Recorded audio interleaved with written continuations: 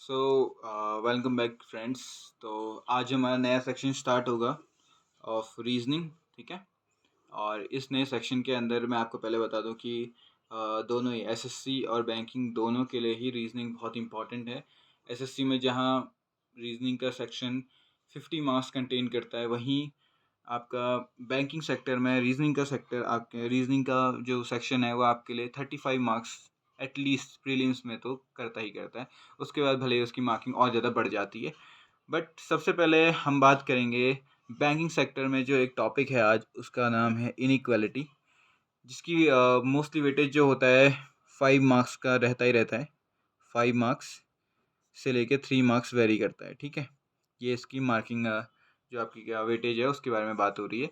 साथ ही साथ कई बार ये आता भी है, कई बार नहीं भी आता है, बट जब भी ये आया है तब भी ये बहुत स्कोरिंग पार्ट रहा है रीजनिंग सेक्शन में। तो जहाँ से भी आपके नंबर बढ़ सकते हैं वहाँ से ज़्यादा इजी रहता है उसे सॉल्व करना। तो सबसे पहले मैं बैंकिंग रीजनिंग से स्टार्ट करूँगा, वो भी इनइक्वालिटी सेक्शन से। तो आज मैं इनइक्वालिटी में डिस्कस करूँगा क्या इनइक्वालिटी होती है, किस तरह से इनको सॉल्व करना चाहिए। बहुत ही एक सिंपल और सीधा अप्रोच जिसमें ज़्यादा टाइम ना लगे, और हम इसके कुछ क्वेश्चंस भी करेंगे। ठीक है। तो सबसे पहले है इनइक्वालिटी। इनइक्वालिटी के बारे में समझने से पहले आपको कुछ सिंबल्स के बारे में पता होना चाहिए। देखो एक्चुअली में इनइक्वालिटी होती क्या है। देखो इक्वालिटी तो आपको पता होगी कि हाँ, एक बंदा ए है, एक बंदा बी है, दोनों के बीच में बराबरी हो रही है। बराबरी यानी कि इनइक्वालिटी, जितना ए है उतना ही बी है, इसको इक्वालिटी कहते हैं। पर इनइक्वालिटी क्या है, जब ए और बी से बड़ा होगा या फिर बी ए से बड़ा होगा, या कुछ भी ऐसी चीज़ है। तो मैथ्स की लैंग्वेजेस में ये तीनों सिंबल्स जो एक दूसरे की कंपैरिजन को शो करते हैं, यही आपकी इनइक्वालिटी को रिप्रेजेंट करते हैं। ठीक है। जो तीन सिंबल मैंने आपके सामने ड्रॉ किए हैं, इक्वल का, ग्रेटर देन का, लेस देन का, वो ही आपकी इनइक्वालिटी को रिप्रेजेंट करते हैं। ये तीन बहुत ही बेसिक और फंडामेंटल सिंबल्स कह सकते हो आप इनइक्वालिटी के। ठीक है। जैसा कि मैंने आपको बताया, इसका मतलब इक्वल होता है। इसका मतलब होता है जिसकी तरफ बड़ा मुंह होता है वो बड़ा है, और जो स्मॉल एरो एंड है वो छोटा है। जिसकी तरफ बड़ा मुंह है वो बड़ा, और ये स्मॉल एंड छोटा। हालांकि अगर हम इस साइड से लेफ्ट टू राइट पढ़ें तो इसका मतलब है A equals to B. Left to right फिर से पढ़ें, A is greater than B, A is smaller than B. ये हमारे तीन के तीन सिंबल हो गए। इन्हीं तीन सिंबल्स को कुछ और तरीके से भी बुलाया जाता है, इससे, इससे और इससे। आपने ये सिंबल भी कहीं ना कहीं देखे होंगे। तो इनको क्या कहते हैं, इसको भी हम फर्दर डिस्कस करेंगे। बट फिलहाल आज की हमारी जो पार्ट 1 क्लास होगी उसमें हम बहुत ही बेसिक और प्रीलिम्स लेवल का पढ़ेंगे। ठीक है। इनको भी मैं लेटर ऑन मेंशन करूंगा पार्ट 2 या पार्ट 3 में। बट फिलहाल हम पहले इन पे आते हैं। आपको पहले ये समझना चाहिए और ये वाला चीज देखो। बैंकिंग एग्जाम में जो जो प्रिपेयर कर रहे हैं उनको ये चीज़ पता होगी कि अगर आपको कॉन्सेप्ट पता है पर आपकी स्पीड नहीं है, तो फ़र्क नहीं पड़ता कि आपको कितने अच्छे कॉन्सेप्ट आते हैं, क्योंकि प्रीलिम्स स्पीड मांगती है। तो इसलिए काफ़ी लोग क्या करते हैं, ट्रिक्स और टेक्निक सीखने की कोशिश करते हैं, और ये बहुत अच्छा अप्रोच भी है अपने मार्क्स को इम्प्रूव करने का। तो हम कॉन्सेप्ट और ट्रिक्स दोनों को एक साथ लेके चलेंगे, ताकि ना तो ट्रिक्स कॉम्प्रोमाइज़ हो और ना ही कॉन्सेप्ट कॉम्प्रोमाइज़ हो। ठीक है। तो जैसा कि मैंने आपको इन तीनों सिंबल्स के बारे में बता दिया, इक्वल्स टू, ग्रेटर देन और लेस देन। ठीक है। इन्हीं के अलावा तीन और सिंबल भी, मतलब इन्हीं के अलावा दो और सिंबल भी लाई करते हैं। एक होता है ये, अगला होता है ये। इस सिंबल का मतलब है greater than equals to B. इसका मतलब ए या तो बी के बराबर हो सकता है या तो बी से बड़ा हो सकता है। वहीं पे इसका मतलब क्या है, ए बी से छोटा हो सकता है या फिर बराबर हो सकता है। तो एक को कहते हैं ग्रेटर देन इक्वल्स टू, और एक होता है लेस देन इक्वल्स टू। अब यहीं पे अब शुरू करते हैं इनइक्वालिटी के क्वेश्चंस। ठीक है। फर्स्ट टाइप और प्रीलिम्स लेवल को करते हैं। ठीक है। सेकंड वाली वीडियो में हम मेंस लेवल भी जाएंगे, पर सबसे पहले आपका प्रीलिम्स लेवल पे कूदते हैं। मेनली आपका जो कलर का प्रीलिम्स लेवल होता है उस पर ज़्यादातर देखते हैं ध्यान। ठीक है। तो देखो, आपको सबसे पहले एक किस टाइप के क्वेश्चन मिलते हैं। जैसे ये वाला टाइप का क्वेश्चन मिल गया। एक क्वेश्चन ये हो गया, एम एस, चलो सिंबल नहीं बोलते हैं, सीधे लिखते हैं।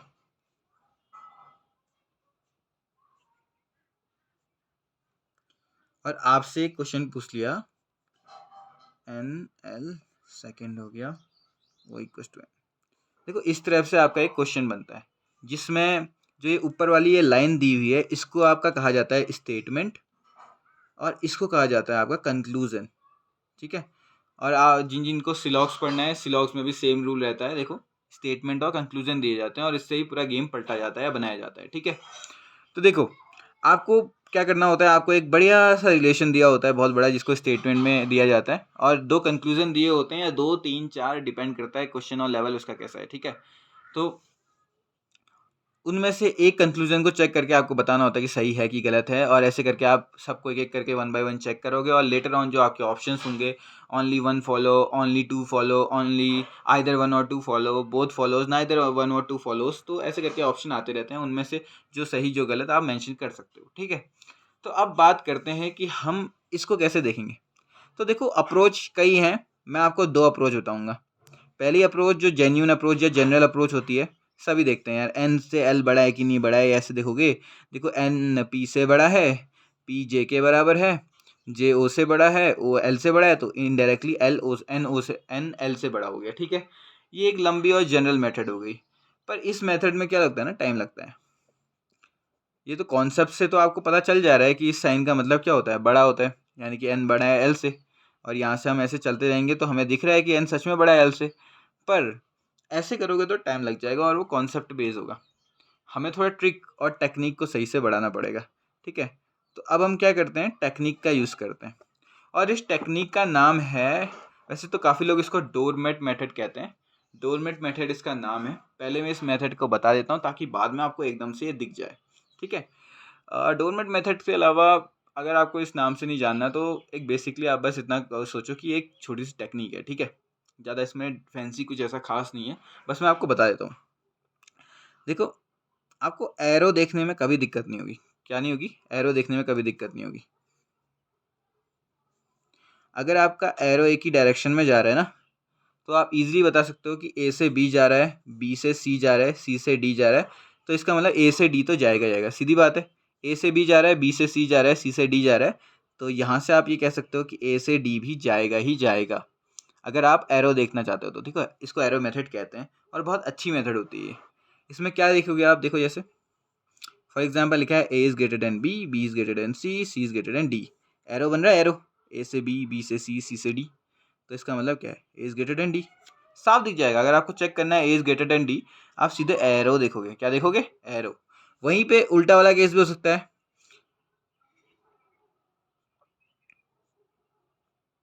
इस वाले केस में अगर मैं आपको कंक्लूजन दूं कि ए इज लेस देन सी, ठीक है, तो आप एरो मेथड का यूज करो। एरो कहाँ से जा रहा है? सी से ए की तरफ जा रहा है, तो सी से हम गए ए, सी से बी, बी से ए, ये एरो बना ना इस तरफ को, तो इसका मतलब सी से ए एग्जिट कर रहा है।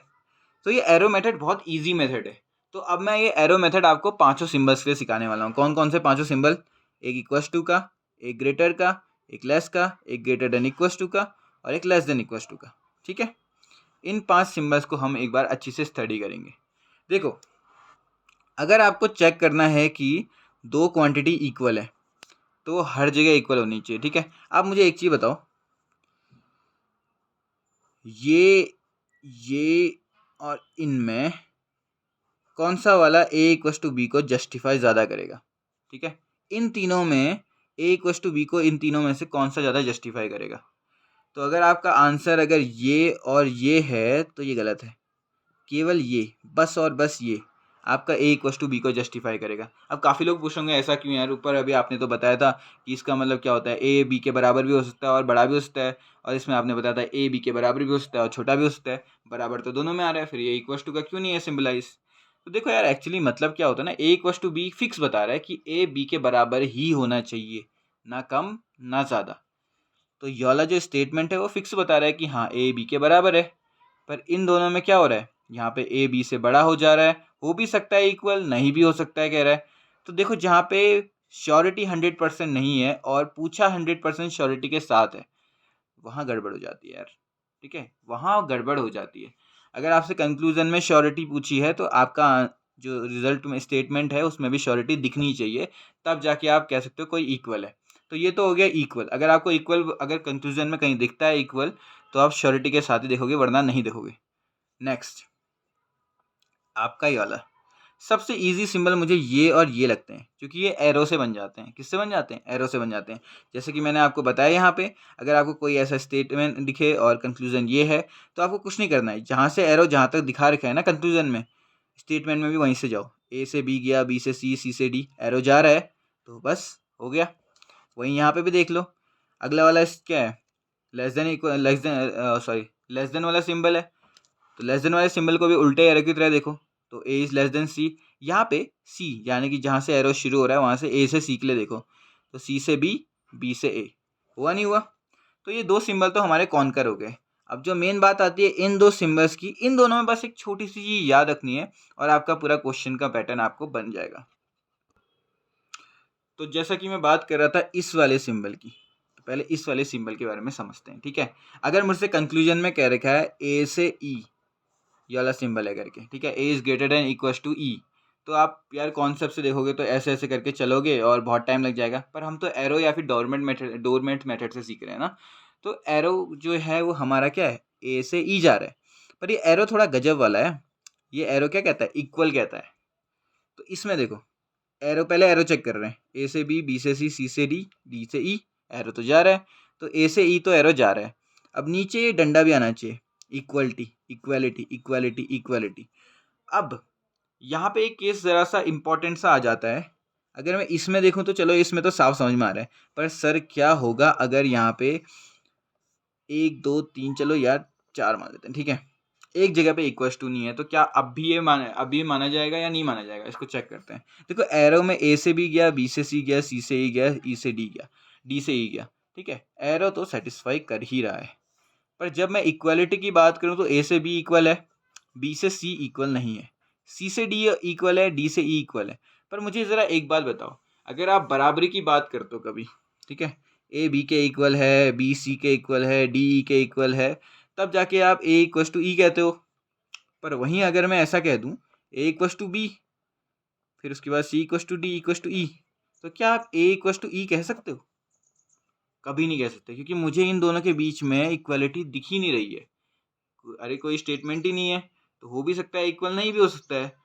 तो जब तक मुझे, देखो मैंने कहा था कंक्लूजन में, जब तक मुझे श्योरिटी नहीं होगी तब तक मैं वो स्टेप नहीं लूँगा। तो एरो मेथड में यही चीज़ खास आ जाती है इन चीज़ों के लिए, जहाँ पे आपका लेस देन इक्वल टू या ग्रेटर देन इक्वल टू आ जाता है। वहाँ पे अगर आपका नीचे इक्वल टू का साइन और एरो साथ में चल रहे हैं, एक जगह भी मिस नहीं हो रहे हैं, तो ये आपका सही जाएगा। वहीं पे अगर आपका ये एक जगह भी मिस हो जाता है तो ये आपका एरो एक्सेप्टेबल नहीं होगा। तो ये हमने अभी तक की मेथड में पढ़ा।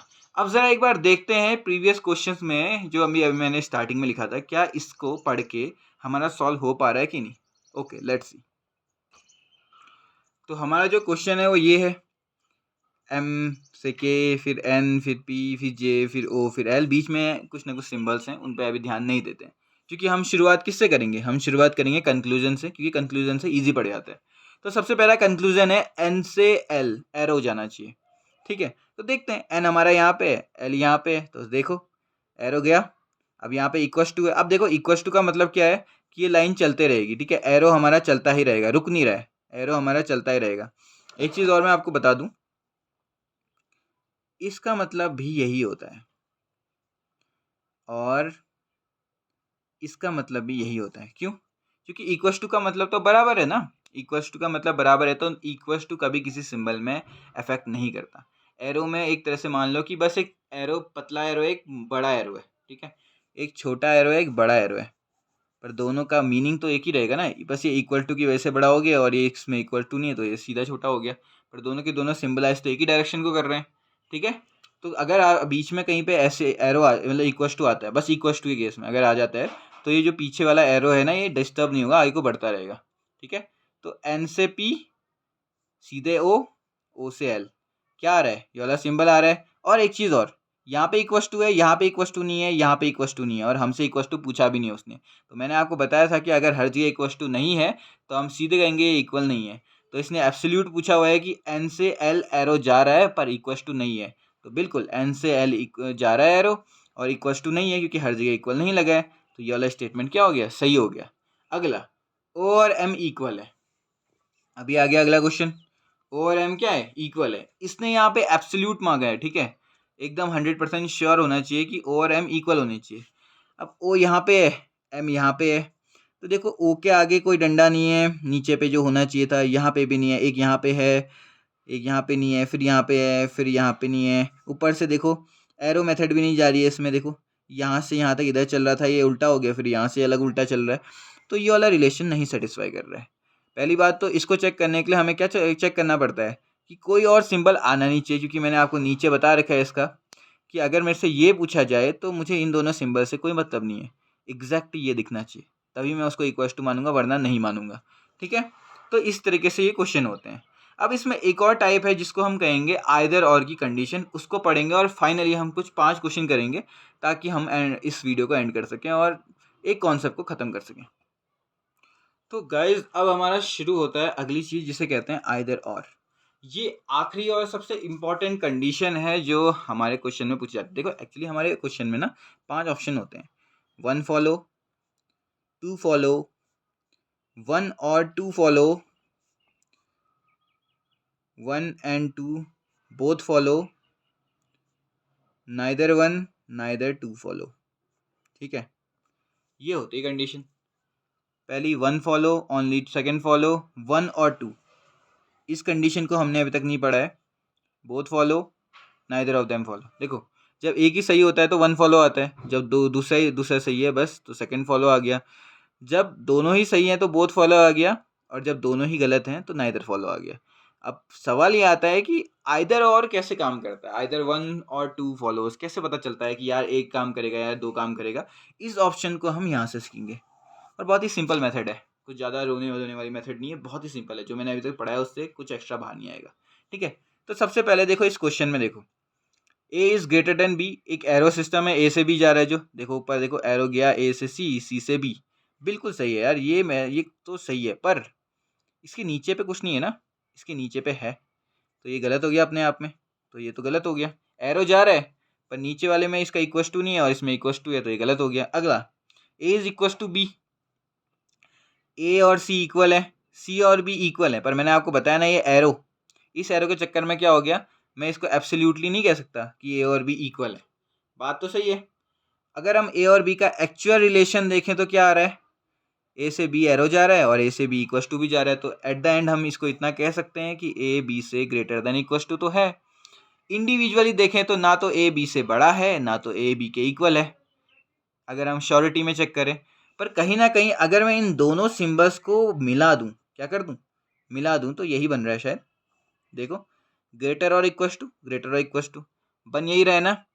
तो ऐसे ही क्वेश्चंस को आइदर और कहा जाता है जहां पे दो अलग स्टेटमेंट्स इंडिविजुअली तो गलत हैं, फिर से सुनना, दो अलग अलग स्टेटमेंट इंडिविजुअली तो गलत हैं, पर वैन उनको दोनों को कंबाइन कर दूं तो वो ट्रू हो जाती हैं। क्या हो जाती हैं, ट्रू हो जाती हैं। ऐसी कंडीशन को क्या कहते हैं, हम आइदर और कहते हैं। तो इसी कंडीशन फिर से याद रखने के लिए मैं आपको समझाता हूँ कि इसमें 3 चीज़ें हैं जो भी आपको देखनी है। अब आप कहोगे सर इतना टाइम कहाँ है किसी चीज़ को देखने के लिए, तो तभी आपको एक 3 क्लासिफिकेशन दे रहा हूँ बहुत ईजी, जिनसे आपको पता चल जाएगा कि आइदर और है कि नहीं। सबसे पहली, जिन 2 कंपोनेंट्स के बारे में बात हो रही है ना, वो दोनों ही स्टेटमेंट में मिलने चाहिए, सॉरी कंक्लूजन में मिलने चाहिए। पहले कंक्लूजन में ए और बी है, दूसरे कंक्लूजन में भी ए और बी ही होने चाहिए। ठीक है, पहली कंडीशन तो ये है। दूसरी कंडीशन जो मैंने आपसे बोली, इंडिविजुअली ये दोनों ही गलत होने चाहिए। इंडिविजुअली क्या होने चाहिए, इंडिविजुअली दोनों ही गलत होने चाहिए। पहली कंडीशन और दूसरी कंडीशन दोनों ही गलत होनी चाहिए इंडिविजुअली।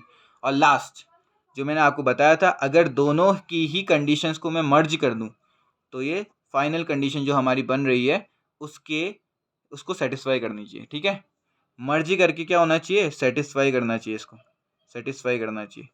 ये आपका जनरल आइदर और है। क्या है, जर्नल आइदर और भी आइदर और की कंडीशंस होती हैं, वो मिसलेनियस पार्ट में आती हैं, कल हम उस पर चर्चा करेंगे और वो लेवल 2 होगा। ठीक है, पर लेवल 1 में हम आपको इतना बता दिए हैं कि देखो पहली कंडीशन क्या है, दोनों के दोनों में जो कंडीशन है उसमें एलिमेंट सेम होने चाहिए, ए और बी यहाँ है तो ए और बी यहाँ भी होने चाहिए। दूसरी कंडीशन क्या होनी चाहिए, दोनों के दोनों इंडिविजुअली स्टेट कंडीशन में गलत होने चाहिए। और तीसरा, जब वो मर्ज करें और हम जब चेक करें तो दोनों के मर्जिंग सेटिस्फाई करनी चाहिए जो हमारा स्टेटमेंट में दिया है उसको। तो ये आपका आइदर और का केस बन जाता है। ठीक है, अब बात करते हैं इसकी थोड़ी प्रैक्टिस की। 5 क्वेश्चन है, इनकी प्रैक्टिस करते हैं और कल अगली वीडियो के लिए वेट करते हैं। कैसा? तो देखो, हमारा जो फर्स्ट क्वेश्चन है वो ये बनता है कि डी से एफ क्या कर रहा है, डी से एफ एरो जा रहा है। तो हम चेक करेंगे कि डी से एफ कंडीशन सेटिस्फाई हो रही है कि नहीं। देखो, डी से एस गया, एस से वाई, वाई और एफ दोनों ही इक्वल हैं, तो एफ हो या वाई हो एक ही बात है। तो डी से एरो एफ की तरफ जा रहा है, बहुत सही। इक्वस टू का साइन देखो एक जगह है, बस एक जगह डी में छूट गया, इसका मतलब इक्वस टू नहीं है, इसका मतलब ये कंडीशन फुल्ली सेटिस्फाइड है। ठीक है, दूसरा ए से एस जा रहा है, तो ए से एस क्या हो गया, एरो देखते हैं, ए से टी गया, टी से एफ गया, वाई तक जाएगा, उल्टा चले गया यार ये। यहाँ पे एरो टूट गया, एस तक पहुँचने से पहले ही एरो टूट गया, तो इसका मतलब ये कंडीशन अपने आप में गलत होगी। दूसरी तो मैं चेक करूंगा नहीं कि इक्वस टू है कि नहीं, अगर पहला एरो ही फेल हो गया तो। ठीक है, तो ये इन दोनों स्टेटमेंट में पहला स्टेटमेंट सही, दूसरा स्टेटमेंट गलत। अगला क्वेश्चन ये है कि ओ इक्वस टू यू है और यू इज ग्रेटर देन ओ है। देखो, पहले इंडिविजुअली चेक कर। देखो, अगर कहीं पे भी ऐसा होता है ना कि दो वर्ड सेम जैसे मिल जाते हैं, तो आइडर और की कंडीशन बहुत प्रोबेबिलिटी होती है कि होगी करके, जो मैंने अभी लास्ट में पढ़ा है। पर पहले इंडिविजुअली चेक कर लेते हैं। ओ और यू इक्वल है, ओ यहाँ पे है और यू यहाँ पे है, पर इक्वस टू का साइन एग्जैक्ट नहीं है, तो इक्वस टू तो नहीं है। दूसरा, यू और ओ में से यू का एरो ओ की तरफ जा रहा है। देखो, यू और के इक्वल हैं, तो यहाँ से एरो जा रहा है, एरो तो बिल्कुल जा रहा है, पर नीचे इक्वस टू का साइन भी आ जा रहा है, तो जिसकी वजह से ये इंडिविजुअली गलत है। पर अब देखते हैं कि एक्चुअली में ये कौन सा सिंबल बन रहा है। इनको मर्ज करके देखें तो क्या आएगा, ये वाला सिंबल आएगा। तो अगर ये एरो ऐसे जा रहा है, ठीक है, अपने साथ साथ एक डंडा लेते हुए जा रहा है हर जगह, तो ये कंडीशन सही होती होगी। देखते हैं कैसे, कहाँ से कहाँ तक है। यू से ओ को हमने क्या किया, एरो को मर्ज करने की कोशिश की है, सिंबल ये रहा और ये इधर, तो यू से ओ देखें, एरो 1 एरो 2 गया, और साथ ही साथ इक्वस टू का साइन भी हर जगह सेटिस्फाई कर रहा है। तो ओ माय गॉड, ये तो आइदर बन गया, आइदर 1 और 2 सेटिस्फाई। ठीक है, आइदर और ऐसे चेक करते हैं। नेक्स्ट आ गया हमारा, यू से जी जा रहा है कि नहीं जा रहा है, चेक तो करना ही पड़ेगा, एरो है। देखो, यू से ये जी कहाँ पे है, देखो यू से जी इस तरफ है, एरो तो जा ही रहा है यू से जी डायरेक्ट, पर बीच में आ जाता है इक्वस टू का साइन, हमें चाहिए एब्सोल्यूट, तो ये हो गया गलत। अब बात करते हैं जे से आर की। ठीक है, जे से आर, आर यही होता होगा फिर यार, आर यही होता होगा।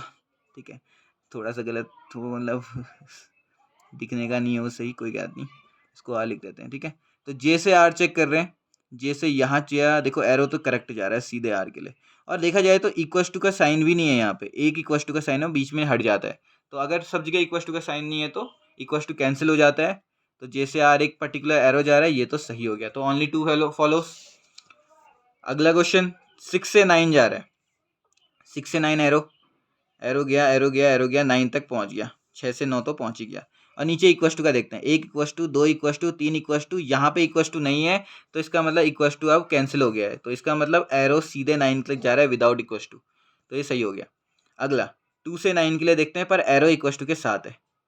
देखो, इक्वस टू गया यहाँ से 9 तक तो गया, पर यहाँ पे इक्वस टू नहीं है, तो ये वाली एब्सोल्यूट कंडीशन इसमें नहीं है, तो ये कैंसिल हो गया। ओनली फर्स्ट फॉलो, जो मैंने कहा था, अगर इक्वस टू हर किसी एरो के साथ है तभी इसको ये एक्सेप्टेबल होगा, अगर एक जगह भी एरो हट गया तो ये ना होके ये बन जाएगा। ठीक है, अब लास्ट में बात करते हैं, क्यू पी की तरफ एरो बना रहा है, क्यू पी की तरफ एरो बना रहा है, ये तो बना लेता, पर स्टार्टिंग में ही इसका एरो टूटा हुआ है। ठीक है, उल्टी साइड जा रहा है ये, तो ये तो गलत हो गया। एस से पी हमारा ऐसा एरो जा रहा है हर जगह से, तो एस से पी पहले तो एरो देख लेते हैं, एस से पी एरो जा रहा है और इक्वस टू जा रहा है इसमें इसमें इसमें, तो सब जगह इक्वस टू जा ही रहा है, तो एस से पी सही हो जाता है। तो ये हमारे 5 क्वेश्चन हैं और ये इनइक्वालिटी का पहला फेज है। Please like comment and subscribe, और मुझे बताओ कैसा लगा ये रीजनिंग की आपको पहली क्लास। दूसरी क्लास भी होगी रिगार्डिंग इनइक्वालिटी, और वो फाइनल क्लास होगी, और इसके बाद हम अगला सेक्शन भी मैथ्स में बैंकिंग का, सॉरी रीजनिंग में बैंकिंग का ही करेंगे। So tell me about those things कि क्या इंप्रूव करना है और क्या नहीं। यहाँ पे भी आपको समझ में नहीं आता है, कमेंट कर देना कमेंट सेक्शन में और मैं पढ़ लूँगा। ठीक है, thank you everyone, thank you for watching my videos, thank you.